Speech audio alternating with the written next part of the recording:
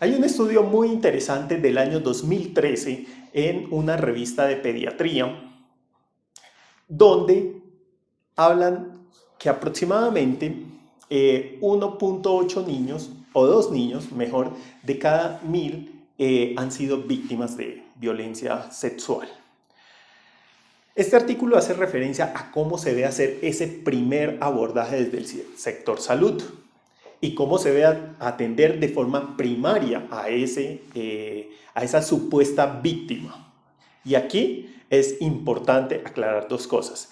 Por un lado tenemos el sector salud y por el otro lado tenemos el sector forense, que en algunas partes se entra a trabajar de la mano o se entra a tener un solapamiento de las funciones de cada uno. Vamos a ver, en el sector salud se parte del principio de buena fe. Hay que creerle al paciente. Recordemos en el tema forense, partimos de hay que confirmar la información. Y aquí es un llamado que hacen los autores de este artículo. Dice, se debe valorar este tipo de casos con objetividad, documentando lo que está referido. En ningún momento recomiendan tápese los ojos y crea absolutamente todo. Eso es una mala práctica que puede llevar a casos de falsas denuncias, puede llevar en otros casos, depende de la experiencia que tenga el profesional, a dejar pasar casos que sí son casos de violencia sexual francos. Entonces, para esto hay una serie de recomendaciones que dan los profesionales desde esa revista, que es de pediatría, que es, uno, cuando se encuentre un caso claro de violencia sexual, repórtelo para que se inicie la investigación. Dos, preocúpese por la salud mental de su paciente. Tres, sea claro al explicarle cuál va a ser su función como profesional de salud. ¿Qué se busca con todo esto? Claridad y transparencia. Recordemos que cuando se valora a una presunta víctima de este tipo de casos, se está conociendo solo una imagen. Es como si fuera una película y se está conociendo solo una imagen de esa película muy extensa. No se conoce el resto del contexto que está alrededor o el resto de imágenes.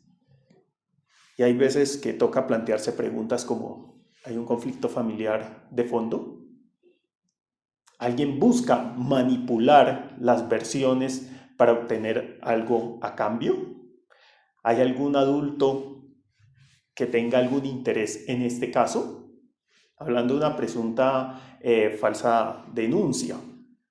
O el otro escenario, ¿alguno de los familiares o las personas que lo trae tiene algún interés de ocultar ese hecho violento? ¿Podrá ser el familiar que lo acompaña? ¿Papá o mamá? ¿O tío, abuelo, primo? ¿Alguno de su círculo cercano? Entonces ellos entran a dar unas recomendaciones para este tipo de casos. ¿Cómo? Cuando se valore al niño, primero, velar por la empatía. Es esencial. A los forenses nos entrenan, a los que nos especializamos en medicina forense, nos entrenan para lo primero, romper esa barrera y llegar a esa empatía con esos niños. Empatía no es decir, te creo absolutamente todo a ojos cerrados, no, es facilitar esa comunicación de esa presunta víctima hacia nosotros para obtener información que sea clara, que no vayan a haber márgenes de duda el día que se pregunte, ¿ya? Para uno hacer ese tipo de preguntas que son difíciles, ¿ya? Y que si no se hacen bien pueden ser en algún momento revictimizantes o pueden ser en algún momento malinterpretadas. Entonces, sabemos que el abordaje de estos casos pues lleva bastante tiempo, muchas preguntas, ¿ya? Y aquí recomiendan preguntas abiertas. No se pueden hacer preguntas cerradas de un sí o no. No se pueden hacer preguntas direccionadas o preguntas que vayan a no aclarar ningún punto. Siempre se debe preguntar, ¿a qué te refieres con eso? ¿Por qué has venido? ¿Qué significa esa palabra? Nunca se debe suponer que un término que está refiriendo una presunta víctima de violencia sexual es como yo lo comprendo. Entonces siempre se debe preguntar, y si estamos hablando de niños, ¿cómo se llaman esas partes que se consideran íntimas? ¿Qué nombres les ha puesto esta persona? ¿Ya? ¿Qué significa? Eso es importante. El interrogatorio es un capítulo grande y extenso, pero estas son recomendaciones generales. ¿Qué pasa en la realidad? Los profesionales de salud de los hospitales y clínicas, como ustedes lo han vivido y uno lo ha vivido, cortos de tiempo, todo a la carrera, ¿ya? Entonces, no se le puede dedicar todo ese tiempo que necesita una presunta víctima de violencia sexual. En muchos casos, 3 reglones o 2 reglones, o hemos llegado a encontrar un reglón. Mamá refiere, el niño fue violado, punto. Examen físico. No, así no se hacen las cosas. Eso ya quiere dar un indicio, mala práctica. En otros casos hemos encontrado que dice, le aplicó o la bañó, y más abajo concluyen borramiento de evidencia, o concluyen lubricó, y uno dice, pero si esa palabra nunca fue utilizada, nunca se preguntó por las características, ¿ya? Entonces se entra a suponer muchas cosas y se malinterpretan, lo cual se desvía del camino y puede terminar con unos problemas judiciales y unas implicaciones bastante serias para aquellas personas que están siendo denunciadas. Siempre recomiendan que para este tipo de casos el lenguaje que exprese esas personas sea colocado entre comillas, las palabras textuales, tal como las refiere. Y algo muy importante, ¿qué está diciendo el acompañante, que puede ser cualquier familiar o persona encargada, y qué está refiriendo el niño, la niña o el adolescente? Es muy importante separar eso.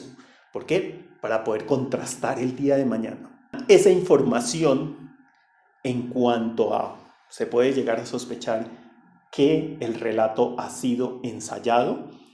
Por eso los que nos dedicamos a este trabajo, los forenses, somos bastante acuciosos, preguntando, ¿ya? Con el fin de mirar si en algún momento hay preguntas que uno realiza y no pueden tener respuestas. Por ejemplo, cuando hemos encontrado casos de niños o niñas que utilizan lenguaje muy desarrollado para su edad, y cuando uno entra a profundizar no pueden dar una respuesta de dónde sale esa palabra o lo que significa. Eso es importante. La otra parte a la que pasamos son los antecedentes personales. Muy importante averiguar. ¿Ha sido víctima de un acto sexual violento antes? ¿Cuál es el contexto cultural? ¿Cuál es el contexto familiar sobre esos casos? Yo he visto casos muy particulares en donde se entra a preguntar sobre el contexto familiar y resulta que ese niño ha sido o esa niña ha sido criada en un prostíbulo, ¿ya? O en una zona que no es la adecuada para esos niños. Una discoteca, un bar, una gallera donde hay mucho licor, drogas, violencia. Entonces todo eso puede llegar a influir. La otra parte que es muy importante, lo que tiene que ver con examen físico y toma de muestras.